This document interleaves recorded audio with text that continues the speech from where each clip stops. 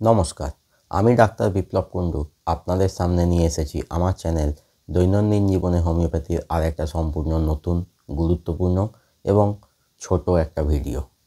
আশা করি আমার চ্যানেল যারা দেখেন তারা কখনো না কখনো হোমিওপ্যাথি চিকিৎসা গ্রহণ করেছেন। তাই হোমিওপ্যাথি চিকিৎসা গ্রহণ করার আগে একটু জেনে নেওয়া ভালো হোমিওপ্যাথি জিনিসটা কী। তাই আজকের আলোচনার বিষয় আমার হোমিওপ্যাথি।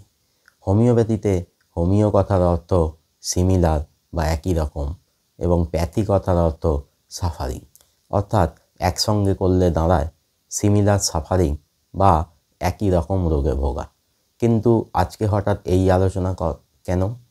আসলে আমার কিছু সাবস্ক্রাইবার এমন কিছু পদ্ধতির কথা বলছেন যেখানে হোমিওপ্যাথি তো ওনারা করছেন, কিন্তু একসঙ্গে অনেকগুলো মেডিসিন খাচ্ছেন। আদৌ কি হোমিওপ্যাথি তা শেখায়? হোমিওপ্যাথি নির্ভর করে আছে তিনটি প্রিন্সিপালের ওপর: সিমি, মোনো, মিনি। এখন আমি পরপর এই তিনটি প্রিন্সিপাল সম্পর্কে সংক্ষেপে বলবো। প্রথমেই বলি সিমি কি। সিমি অর্থাৎ সিমিলার, অর্থাৎ কোনো রুগীর যে সমস্ত লক্ষণগুলো থাকে তাকে সুস্থ করে তোলার জন্য যে মেডিসিনটি দেয়া হবে সেই মেডিসিনটার লক্ষণ সমষ্টিও সেই রুগীর লক্ষণগুলোর মতোই হবে, অর্থাৎ সিমিলার হবে।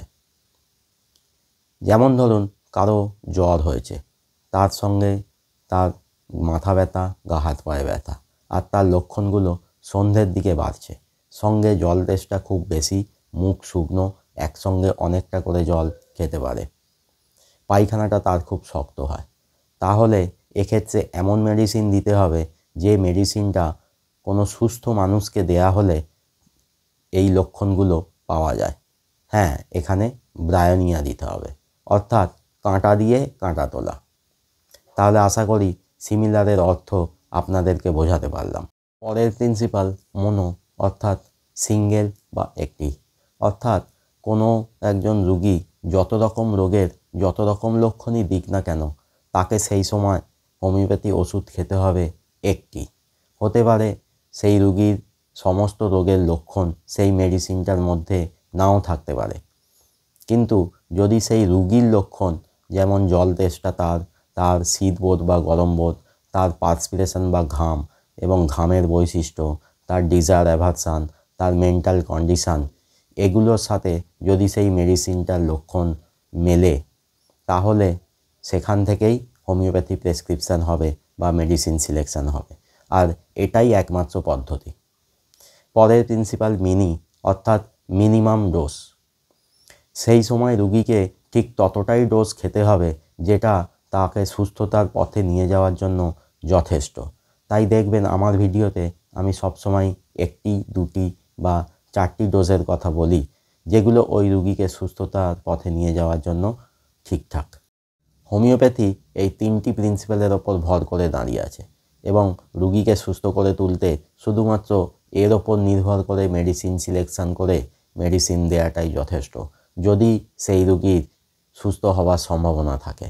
এখন ধরুন কারো একটি ফোঁড়া হলো এবং সেই ফোঁড়াটা হোমিওপ্যাথির মাধ্যমে ভালোও হলো, কিন্তু সেই রুগী যদি বলে যে কই আমার তো একেবারে স্কিনটা আগের মতো হয়ে গেল না, ওই ফোঁড়া যেখানটা হয়েছিল সেই জায়গাটা হিল হওয়ার পরে ওই সেখান থেকে তো রোম বেরোলো না, না, সেটা হবে না।